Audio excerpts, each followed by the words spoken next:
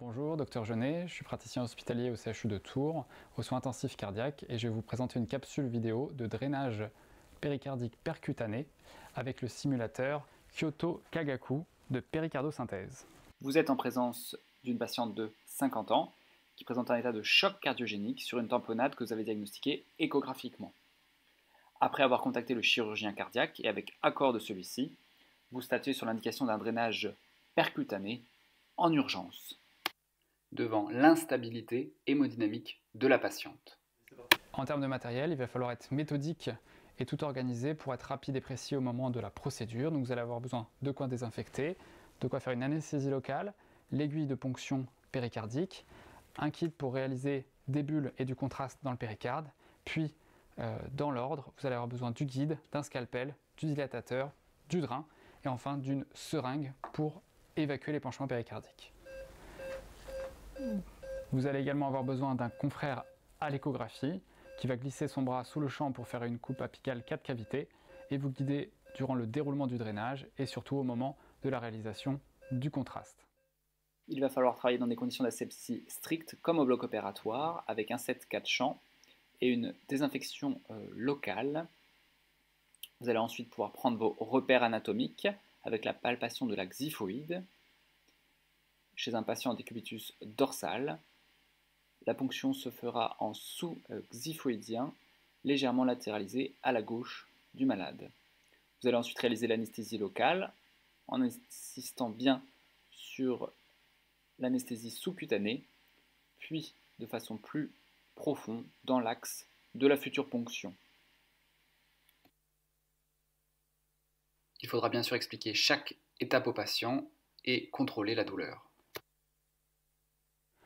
Pour réaliser le test aux bulles, vous allez avoir besoin de 2 seringues URLOC de 20 cc. Vous allez prélever 18 cc de gélo et associer 2 cc d'air, puis avec un robinet 3 voies, effectuer le mélange pour obtenir votre produit de contraste de façon rapide.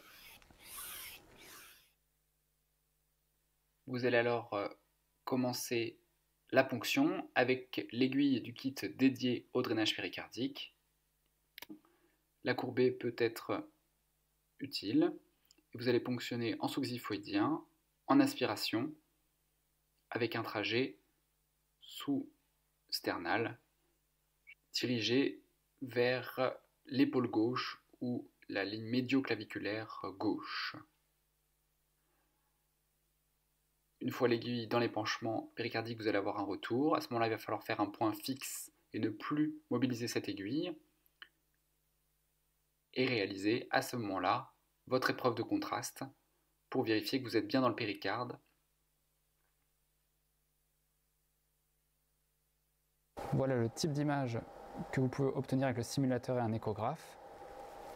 On constate à l'injection des bulles une opacification de l'épanchement péricardique, sans opacification des cavités cardiaques. Ce que l'on redoute, c'est la ponction du ventricule droit.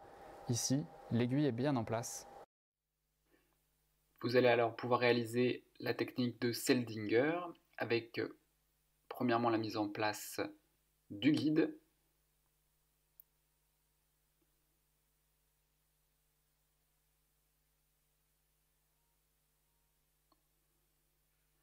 une fois le guide en place, vous allez pouvoir retirer votre aiguille. Il faudra bien veiller à expliquer les étapes au patient et à mettre des antalgiques en cas de besoin. On fera ensuite une mouche à la peau pour faciliter le passage du dilatateur.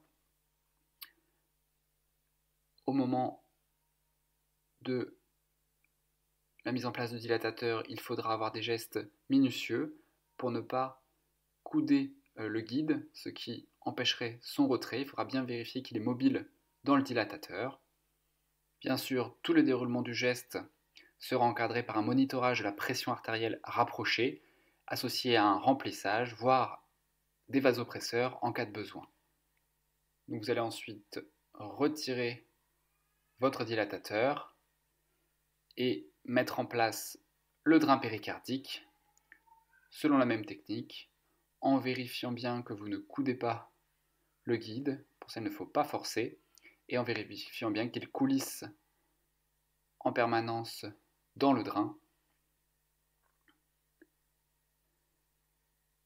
Une Une fois le drain en place, vous allez tout de suite constater une évacuation de l'épanchement péricardique qui est en surpression et vous allez pouvoir vous aider d'une seringue pour évacuer cet épanchement. En cas d'épanchement hémorragique, frayeur, il ne faudra pas hésiter à refaire une épreuve de contraste pour vérifier que votre drain est bien dans l'épanchement péricardique et non pas dans une des cavités cardiaques.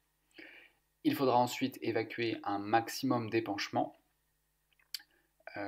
Ne pas oublier de faire des prélèvements bactériologiques, cytologiques et biochimiques, puis mettre en place une valise type Pleurevac pour une évacuation douce de l'épanchement en aspiration.